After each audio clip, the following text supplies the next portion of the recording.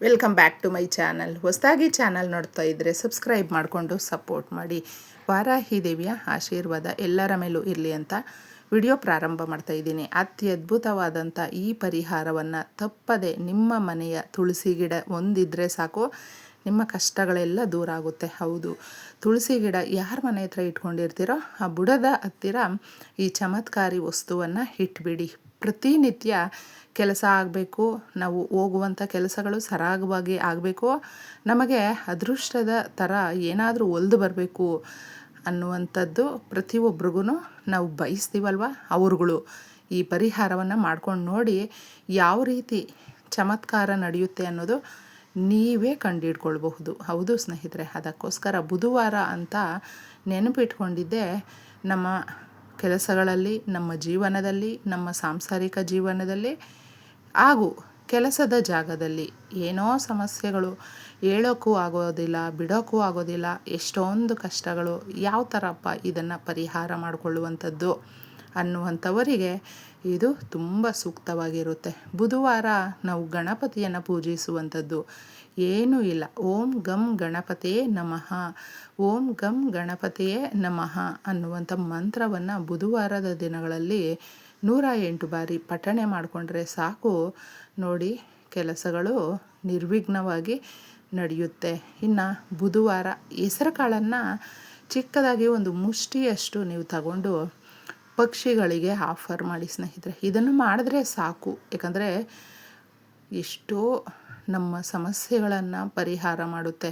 ಸಕಲ ಜೀವರಾಶಿಗಳಿಗೂ ಕೂಡ ನಾವು ಈ ರೀತಿ ಕೊಟ್ಟಾಗ, ಆಫರ್ ಮಾಡಿದಾಗ ಕೋರಿಕೆಗಳು ನಡೆಯುತ್ತೆ. ಯಾರ ಮನೆ ಹತ್ರ ತುಳಸಿ ಗಿಡ ಇರುತ್ತೋ, ನಾವು ಬೆಳಗ್ಗೆ ಎದ್ದು ಪೂಜೆ ಮಾಡೋದಕ್ಕಾಗೋದಿಲ್ಲ, ಕೆಲಸಕ್ಕೆ ಹೋಗಲೇಬೇಕು ಅನಿವಾರ್ಯ ಅನ್ನುವಂಥವರಿಗೆ ಒಂದು ಕಂಪ್ಲೀಟಾಗಿ ಇರೋದಿಲ್ಲ ಮನಸ್ಸಲ್ಲಿ, ಪೂಜೆ ಮಾಡಲಿಲ್ಲ ಅಂತಂದ್ಬಿಟ್ಟು ಒಂದು ದುಃಖ ಅನ್ನೋದು ಇರುತ್ತೆ. ಅಂತಹವರು ತುಳಸಿ ಗಿಡಕ್ಕೆ ಪ್ರತಿನಿತ್ಯ ಒಂದು ಚೊಂಬು ನೀರನ್ನು ಸಮರ್ಪಿಸಿ ನೀವು ಹೋಗಿ ಪೂಜೆ ಮಾಡಿದಷ್ಟು ಪುಣ್ಯ ಫಲ. ಇನ್ನು ನಿಮಗೆ ಟೈಮ್ ಇದ್ದಾಗ ಪೂಜೆಯನ್ನು ಮಾಡ್ಕೊಳ್ಬಹುದು.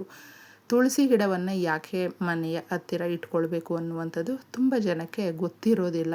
ಪೂಜೆ ಮಾಡೋದಕ್ಕೆ ಇಟ್ಕೊಂಡ್ರೆ ಒಳ್ಳೆಯದು ಅನ್ನೋ ಥರ ಅಂದ್ಕೊಂಡಿರ್ತಾರೆ. ಆದರೆ ಎಷ್ಟೋ ನೆಗೆಟಿವ್ ಎನರ್ಜಿಯನ್ನು, ನರದೃಷ್ಟಿಯನ್ನು, ಕಠಿಣಾತಿ ಕಠಿಣ ಸಮಸ್ಯೆಗಳನ್ನು ಹೋಗಲಾಡಿಸೋದಕ್ಕೆ ಇದು ಸಹಾಯವನ್ನು ಮಾಡುತ್ತೆ. ಅದಕ್ಕೋಸ್ಕರ ಪ್ರತಿಯೊಬ್ಬರು ತುಳಸಿ ಗಿಡವನ್ನು ಇಟ್ಕೊಳ್ಳಿ. ದಿನದಲ್ಲಿ 22 ಗಂಟೆಗಳು ಶುದ್ಧವಾದ ಗಾಳಿಯನ್ನು ಬಿಡುತ್ತೆ. ಮನೆ ಒಳಗಡೆ ನಮಗೆ ಗೊತ್ತಿರೋದಿಲ್ಲ. ಪ್ರತಿನಿತ್ಯ ನಾವು ಏನಾದರೂ ಹಣಕಾಸಿನ ಸಮಸ್ಯೆಗಳು ಬಂದಿದೆ ಅಂತ ಹೇಳಿದ್ರೆ ಫಸ್ಟು ಜಗಳ ಮಾಡೋದಕ್ಕೆ ಪ್ರಾರಂಭ ಮಾಡ್ತೀವಿ. ಎಲ್ಲ ಕಡೆ ದಾರಿ ಮುಚ್ಚೋಗಿದೆ, ಹಣಕಾಸು ಬೇಕು, ಅರ್ಜೆಂಟಾಗಿ ಮಕ್ಕಳಿಗೆ ಫೀಸ್ ಕಟ್ಟಬೇಕು, ಅರ್ಜೆಂಟಾಗಿ ಲೋನ್ ಕಟ್ಟಬೇಕು, ಬ್ಯಾಂಕಿಗೆ ಕಟ್ಟಬೇಕು, ವೆಹಿಕಲ್ ಲೋನ್ ತಗೊಂಡಿದ್ದೀವಿ, ಈ ಥರ ಹಲವಾರು ಸಮಸ್ಯೆಗಳು ಬರೋದಕ್ಕೆ ಪ್ರಾರಂಭ ಮಾಡುತ್ತೆ ನಮ್ಮೆಲ್ರಿಗೂ ಕೂಡ. ಅದನ್ನು ತೀರಿಸ್ಕೊಳ್ಳೋದಕ್ಕೆ ಚಮತ್ಕಾರ ರೂಪದಲ್ಲಿ ನಮಗೆ ಕೆಲಸವನ್ನು ಮಾಡುವಂಥದ್ದು ಈ ತುಳಸಿ ಗಿಡ. ಅದಕ್ಕೆ ಪ್ರತಿನಿತ್ಯ ಒಂದು ಚೊಂಬು ನೀರನ್ನು ಸಮರ್ಪಿಸಿ ನಮಸ್ಕಾರ ಮಾಡಿ ನೀವು ಕೆಲಸಕ್ಕೆ ಹೋಗಿ ಸ್ನೇಹಿತರೆ. ಆಗ ನೋಡಿ ಸಮಸ್ಯೆಗಳು ಒಂದೊಂದೇ ನರದೃಷ್ಟಿ ಅನ್ನುವಂಥದ್ದು ನಮಗೆ ಕಡಿಮೆ ಆಗುತ್ತೆ. ನಾವು ಯಾರಾದರೂ ಪೇರೆಂಟ್ಸೇ ಆಗಿರಬಹುದು, ಗಂಡ ಹೆಂಡ್ತಿ ಮಕ್ಕಳು ಎಲ್ಲರೂ ಅನ್ಯೋನ್ಯವಾಗಿದ್ದಾರೆ ಅಂತ ಹೇಳಿದ್ರೆ ಅಸೂಯೆ ಪಟ್ಕೊಳ್ಳುವಂಥವರು ಜಾಸ್ತಿ ಇರ್ತಾರೆ. ಎಷ್ಟು ಪ್ರೀತಿಯಿಂದ, ಎಷ್ಟು ನಂಬಿಕೆಯಿಂದ, ಎಷ್ಟು ಚೆನ್ನಾಗಿದ್ದಾರೆ, ನಮಗಿಲ್ವೇ ಈ ಭಾಗ್ಯ ಅನ್ನೋ ಥರ ಒಂದು ರೀತಿಯಲ್ಲಿ ಅಸೂಯೆ ಪಡ್ತಾ ಇರ್ತಾರೆ. ಅವ್ರಿಗೆ ಏಕಾಏಕಿ ನರದೃಷ್ಟಿ ಅನ್ನುವಂಥದ್ದು ತಾಗ್ಬಿಡುತ್ತೆ.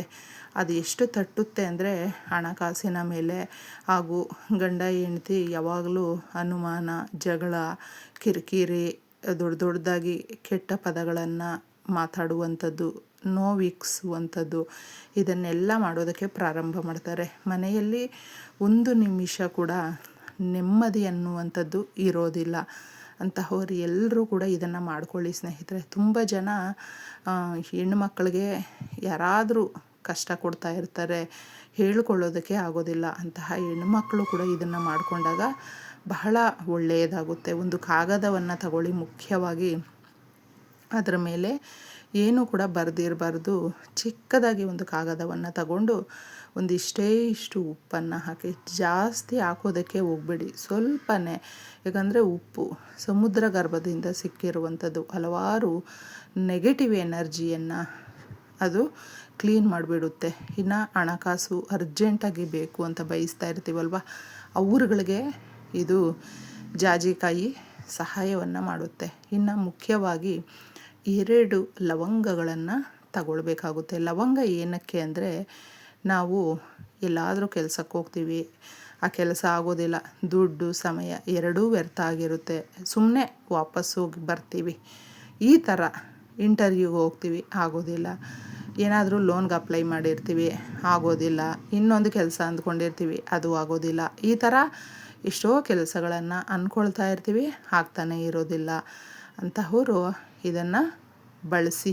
2 ಮುಗ್ಗಿರುವಂಥ ಲವಂಗಗಳು. ಇನ್ನು ಮುಖ್ಯವಾಗಿ ಅರಿಶಿಣ ಕುಂಕುಮ ಬೇಕೇ ಬೇಕು. ಶ್ರೀ ಮಹಾಲಕ್ಷ್ಮಿ ಸಂಪತ್ತನ್ನು ಕೊಡುವಂಥ ತಾಯಿ. ಆ ತಾಯಿಯನ್ನು ನಾವು ಪಡ್ಕೊಳ್ಬೇಕು. ತಾಯಿ ನಮ್ಮ ಮನೆಯಲ್ಲಿ ನೀನು ಬಂದು ನೆಲೆಸಮ್ಮ ಅಂತ ಕೇಳ್ಕೊಳ್ಳೋದಕ್ಕೆ ಕುಂಕುಮ. ಎಲ್ರಿಗೂ ಕೂಡ ಗುರುಬಲ ಬೇಕು. ಗುರುಬಲ ಇದ್ದರೆ ಚಿನ್ನವನ್ನು ಸದಾಕಾಲ ತಗೊಳ್ಳುವಂಥ ಯೋಗ, ಚಿನ್ನ ಜಾಸ್ತಿ ಕೂಡಿ ಬರುತ್ತೆ ಅವ್ರಿಗೆ, ಬಂಗಾರ ತೆಗೆದುಕೊಳ್ಳುವಂಥದ್ದು, ಹಾಗೆ ಮುಖ್ಯವಾಗಿ ಹಣಕಾಸು ಅನ್ನುವಂಥದ್ದು ಬರುತ್ತೆ. ಇವುಗಳನ್ನು ನೀಟಾಗಿ ಇಷ್ಟು ಮಾಡಿಕೊಂಡಿದ್ದೆ, ಅರಿಶಿಣ ಕುಂಕುಮ ಹಾಕಿ ಪೊಟ್ನ ಕಟ್ಟಿದ್ದೆ. ಭಕ್ತಿಯಿಂದ ಕೇಳ್ಕೊಳ್ಳಿ ಸ್ನೇಹಿತರೆ. ಯಾರಿಗೆ ನಂಬಿಕೆ ಇರುತ್ತೋ ಅವ್ರು ಮಾತ್ರ ಮಾಡ್ಕೊಳ್ಬೇಕು. ಯಾಕಂದರೆ ನಂಬಿಕೆ ಇಲ್ಲದ್ದು ನಾವು ಏನೇ ಪ್ರಯತ್ನ ಪಟ್ಟರು, ಎಷ್ಟೇ ಮಾಡೋಕ್ಕೋದ್ರೂ ರಿಸಲ್ಟು ಬರೋದಿಲ್ಲ. ಆದರೆ ನಂಬಿಕೆ ಇಟ್ಟು ಏನಾದರೂ ಮಾಡಿದ್ರೆ ನಮ್ಮನ್ನು ಆ ಗೆಲುವಿನ ಕಡೆ ಕರ್ಕೊಂಡೋಗುತ್ತೆ. ಅದಕ್ಕೆ ಇದನ್ನು ಪೊಟ್ನ ಕಟ್ಟಿದ್ದೆ ನೀಟಾಗಿ ನೀವು ಆ ಬುಡದ ಹತ್ತಿರ ಇಡಿ, ತುಳಸಿ ಗಿಡದ ಬುಡದ ಹತ್ರ ಇಡಬೇಕು. ಇದನ್ನು ಒಂದು ಸಂಜೆ 7:20 7:15 ಒಳಗೆ ಇಟ್ಟಬೇಡಿ. ಅದಕ್ಕೆ ಮೇಲೆ ಮಾಡ್ಕೊಳ್ಳೋದಕ್ಕೆ ಹೋಗಬೇಡಿ. ಯಾಕಂದರೆ ಇದೆಲ್ಲವೂ ನಮ್ಮ ಮನೆಯಲ್ಲೇ ಇರುವಂಥ ವಸ್ತುಗಳಾಗಿರೋದ್ರಿಂದ ಆರಾಮಾಗಿ ಮಾಡ್ಕೊಳ್ಬಹುದು. ಕೆಲವೊಬ್ಬರಿಗೆ ಜಾಜಿಕಾಯಿ ಇರೋದಿಲ್ಲ ಅಂತ ಹೇಳ್ತಾರೆ. ಅಂತಹವ್ರು ಮಾತ್ರ ಜಾಜಿಕಾಯಿಯನ್ನು ಸ್ಕಿಪ್ ಮಾಡಿದ್ದೆ, ಇನ್ನು ಮಿಕ್ಕಿದ ವಸ್ತುಗಳನ್ನು ಹಾಕಿ ಅದರಲ್ಲಿ ನೀವು ಈ ಪರಿಹಾರವನ್ನು ನಂಬಿಕೆ ಇಟ್ಟು ಕೇಳ್ಕೊಳ್ಳಿ. ಇನ್ನು ಮತ್ತೆ ಅದನ್ನು ತೆಗೆದು ಬಿಡಬೇಕಾ ಅಂತ ನೀವು ಅಂದ್ಕೊಳ್ಬಹುದು. ಅದರಲ್ಲೇ ಹೋಗ್ಬಿಡುತ್ತೆ. ಇಲ್ಲ ಅಂತ ಹೇಳಿದ್ರೆ ತೊಂದರೆ ಇಲ್ಲ. ಮಾರನೇ ದಿನ ನೀವು ಅದನ್ನು ತೆಗೆದುಬಿಟ್ಟು ಬೇರೆ ಹಸಿರು ಗಿಡಗಳ ಹತ್ರ ಹಾಕ್ಬಿಟ್ಟು ಬರಬಹುದು. ಇದನ್ನು ನಾವು ಹಾಕಿದಾಗ ಏನಾಗುತ್ತೆ ಅಂದರೆ ಅದರ ಕೆಲಸ ಮಾರನೇ ದಿನ ನೋಡಿ ಆ ನೆಗೆಟಿವ್ ಎನರ್ಜಿಯನ್ನು ಹೋಗಲಾಡಿಸಿ ಒಂದು ಹೊಸ ಜೀವನ ನಮಗೇನೋ ಸಿಕ್ತು ಅನ್ನುವಂಥ ಅನುಭವ ಸಿಗುತ್ತೆ. ಮಾಡ್ಕೊಂಡು ನೋಡಿ. ಎಲ್ರಿಗೂ ಒಳ್ಳೆಯದಾಗಲಿ.